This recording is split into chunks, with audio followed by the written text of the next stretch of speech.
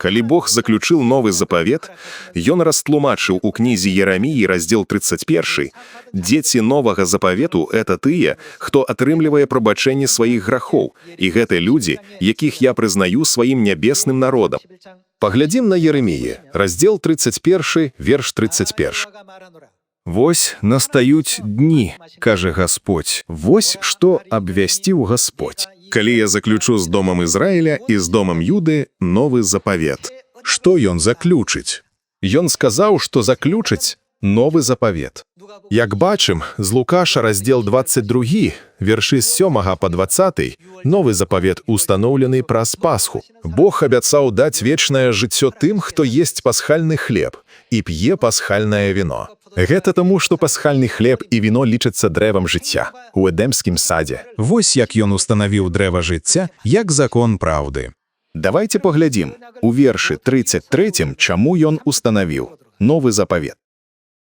«А той запавет, які я заключу з домам Ізраілевым пасля тых дзён, кажа Господь, укладу закон мой у іхнюю нутрыну, і на сэрцах іх напішу яго, і буду ім Богам, а яны будуць маім народам. Тыя, хто мае гэты закон у розуме, мой народ, і я буду іх Богом». Ён заключыў трывалы запавет. Іншымі словамі, ДНК вечнага жыцця ад Бога была сфарміравана ў нас праз Пасху. Людзі маглі разумець Пасху як свята, якое адзначалася ўвечары 14-го дня месяца Нісан падчас выхаду, але сатана быў заспеты знянацку. Шлях да дрэва жыцця быў адкрыты. Каб знішчыць яе, у 155, 197 і 325 годах сатана пастаянна перашкаджаў і душыў святло праўды Пасхі, каб яно не ззіяла на зямлі. У выніку здавалася, што Пасха знікла з зямлі ў 325 годзе. Аднак гэтая праўда не магла знікнуць.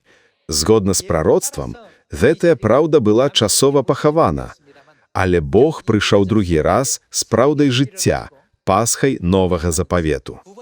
Давайте прачытаем да Габрэяў, раздзел 9, верш 27. «І як людзям належыць адзін раз памерці, а потым суд.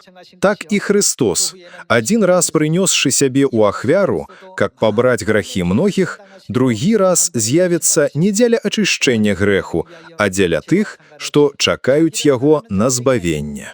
Каторы раз ён з'явіцца? Бог прыходзіць на зямлю другі раз у целе. Якая мэта? Мэта прынесці выратаванне. Што патрэбна для выратавання чалавецтва, якое ўпала ў грэх і смерць, з'еўшы плод з дрэва пазнання дабра і зла у Эдэмскім садзе? Дрэва жыцця неабходна. Даруючы нам дрэва жыцця праз абрад Пасхі, ён выразна назваў яго новым запаветам. «Хто есць маю плоть і п'е маю кроў, мае жыццё вечнае». Каб знайсці сапраўдны і правільны шлях веры, чалавецтва павінна шукаць шлях да дрэва жыцця. Дык хто ж можа гэта раскрыць? Анёлы ахоўваюць шлях да дрэва жыцця з палымяным мячам. Па чыім загадзе? Нікога, акрамя Бога. Колькі тэалагічных семінарый існуе сёння, колькі студэнтаў-тэолагаў ёсць. Выкарыстоўваючы выраз з Бібліі, гаворыцца, што ён шматлікія, як пясок каля мора. Нягледзячы на тое, што тысячы людзей старанна вывучаюць Біблію, што прывяло да тысяч дысертацый, не апублікавана ніводнай на тэму «Мы павінны святкаваць Пасху».